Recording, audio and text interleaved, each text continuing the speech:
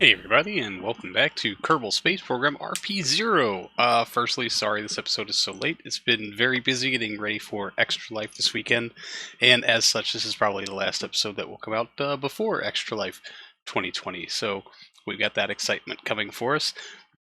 We are going to start things off with the departation of our Sheruiken Mk6 C from Kawaii Potato Station, as they're going to spend a couple of orbits waiting for Cape Canaveral to appear someplace underneath them so that we can go for our deorbit burn and maybe try for a landing. We actually have really good alignment on this one. Unfortunately, we're going to have to force the contract because, spending a month or two in orbit doesn't count if you're attached to a station. So that's a thing. Anyway, we are just trying to get ourselves nicely lined up here. A quick light of our OMS AJ10 as we set ourselves on path for deorbit. I've tried very hard to compensate for being able to hit the runway, but what I forgot to compensate for is the Mk6 C is considerably lighter than the Mk6 K that we usually return, and really I haven't flown one of these in a very, very long time. So it's, yeah, man, even the slightest change in your mass will really, really have drastic effects on your reentry profile, even if you make everything the absolute same. And yeah, I forgot to really compensate for any of it. So that's the thing. And also, I forgot to record locally while doing this live stream. So I greatly apologize for the complete and utter lack of sound during this entire episode. I will try real hard to not do that in the future. Matter of fact, I already have the next live stream recorded, and yeah, we're going to turn on atmospheric autopilot.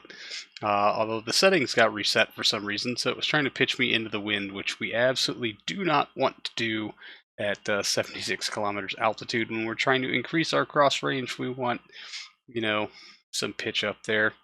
So lots of fluttering while atmospheric autopilot handles all of our business. And it's been decided here that we absolutely will not be coming all the way back to Cape Canaveral. We're slowing down far too effectively. So we're looking at putting it down, somewhere right along the border of Texas and Mexico. Probably Mexico, not really sure. But we have these great big rolling mountains underneath us, which we absolutely do not want to land on. So I really hope our cross range will take us over this absolutely impressive mountain range, and we'll just pick up some speed coming down the other side as we look for a nice flat piece of dirt which to put this thing down on. Of course, the Sheruiken Mk6 C is equipped with all-season off-road ruggedized studded tires and heavy-duty suspension so that we can land anywhere we choose. Landing gear is out, and we are slowly making a final approach and just trying to bleed off this last little bit of speed before putting the rears down. The parachutes deploy, and they are back. All three Kerbals recovered successfully, and then we are going to move on to the VAB, where we can embark on a money-making maneuver, trying to tackle those two satellite contracts that we failed miserably last episode in our try to do 3 contracts in a single launch kind of thing. We're gonna go ahead and try again. We're gonna try to belt together the cheapest, most effective launch vehicle we can. It's been a very, very, very long time since we built a new launch vehicle on this channel. And really, the DNs, no. The BPR with the Chestnut was the last launch vehicle we built, so it has been exactly that long. So first thing we're going to do is slap together some satellites. They're very rudimentary. We just copied them over because it's kind of easier, although we probably could have saved some mass and some tonnage, like half a ton, if we took well, not even half a ton. We could have saved a very marginal amount of weight by taking biological sample off the one satellite where we don't need the biological sample. And we're going to make ourselves an orbital insertion stage. We are using the Aestus engine, which I will warn you has a very, very, very broken real plume config. Will we'll touch more on that later. So we've textured the tank. We've got many kilometers per second of delta V. So we did kind of explore the option of using a upper stage or a second stage before I remembered that we have in fact forgotten our solar panels. I don't think we need 4. They're kind of expensive, so we're just going to reduce this down to 2 and then tuck them into place very nicely.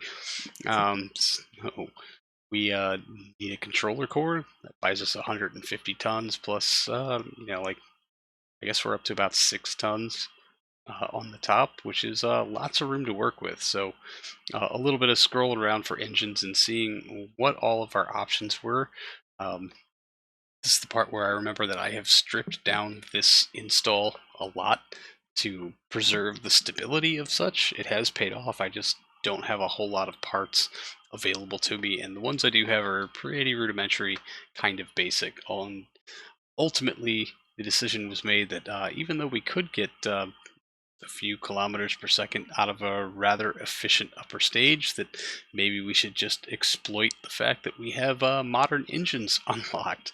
We're down to like 1 node left on the tech tree to unlock, so we've got pretty much every part available to us, because that one locked node does not actually contain any parts. It's just kind of a trophy to say, hey, you did it, I guess. So we've gone ahead and we've paid the 20,000 credits to unlock the Merlin 1D++, and we've gone ahead and stacked 4 of them on the bottom of this and filled it with fuel, and titled this rocket the Alt F4, which, because, it's a Falcon 4, why not, or something like that. Anyway, here's our very first simulated run, and oh buddy, does this thing get off the pad.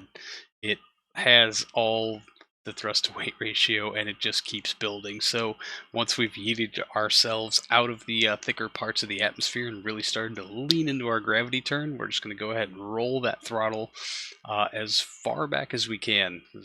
We do have quite a pretty good throttle range on these engines, so we do have that going for us.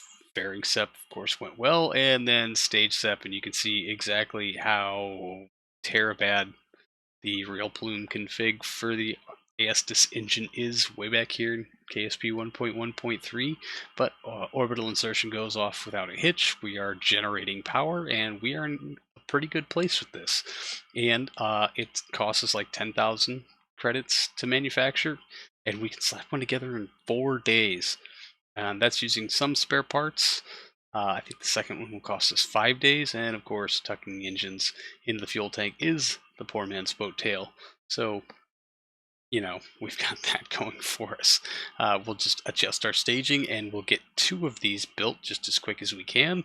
And then, sure enough, 4 days later, we're going to start rolling our first one out to the launch pad and start getting it ready to try to complete our 2 satellite contracts that we failed last time. Hopefully we can do it in 1 launch, although knowing me, knowing how well I fly and how inefficient I am at absolutely everything, it is quite unlikely.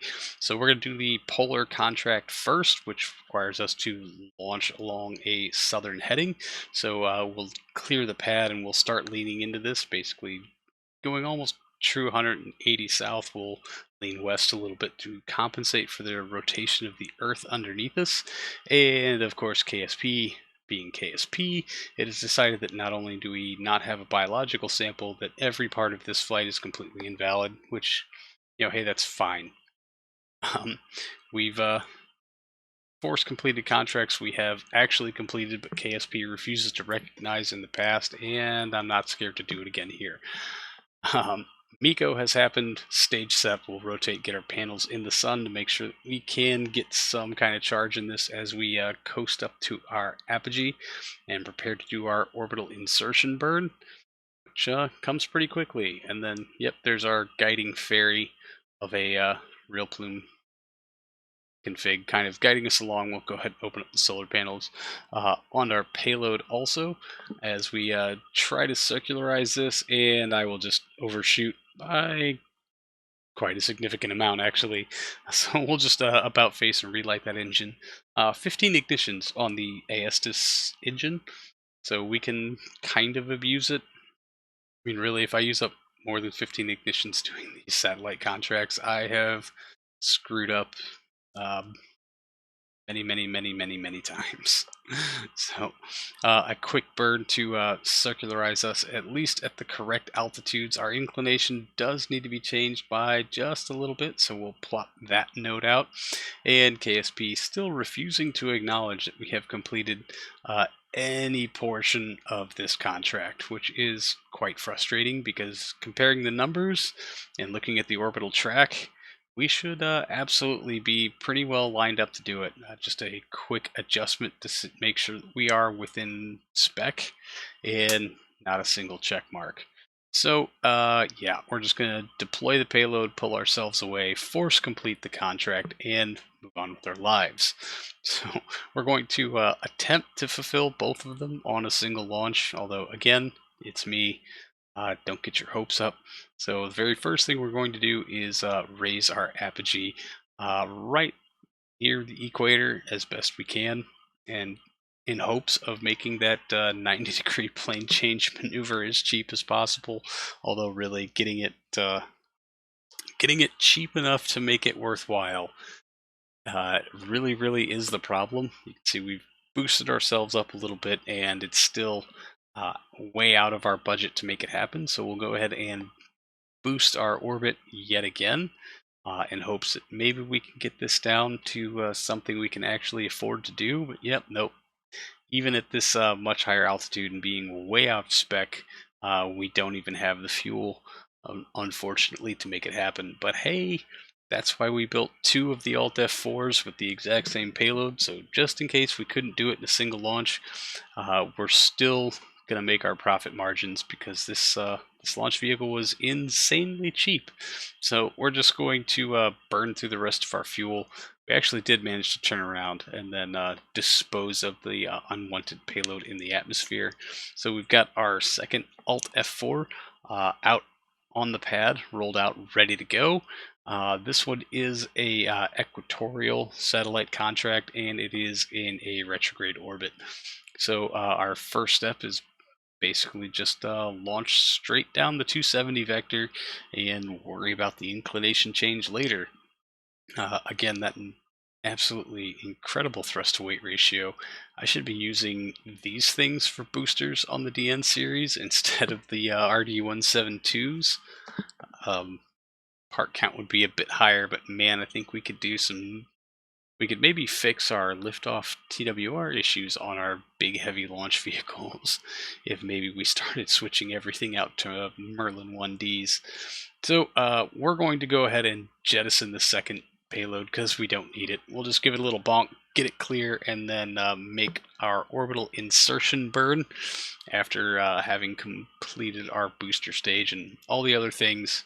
We've got all the stuff set up, and we don't need the extra weight where we might appreciate having the extra delta V. So there's that. Orbital insertion is complete, and so now we will set ourselves up to boost our orbit up to spec at the equator so that we can make sure our highest point in our altitude is where we'll be making our inclination change for efficiency's sake, I guess would be the only way to put it. So with that small burn out of the way, we will kick ourselves around half an orbit or so and prepare to make our inclination change burn. And KSP is actually giving us check marks on this mission. Of course, this is the one that it thinks it's going to be okay with us completing. And inclination burn does take quite a bit of delta V, but we've got more than enough in the tanks for it, thankfully. And with just a quick touch up of the RCS, it actually just gives us the contract, which is cool. We got paid. So we could deploy the payload, burn retro, and dispose of our Phoenix upper stage peacefully and lovingly through friction in the atmosphere. Anyway, that's going to do it for this one, everyone. Glad we could put something in the W column this time, and I will see all of you in the next one. So until then, see you later.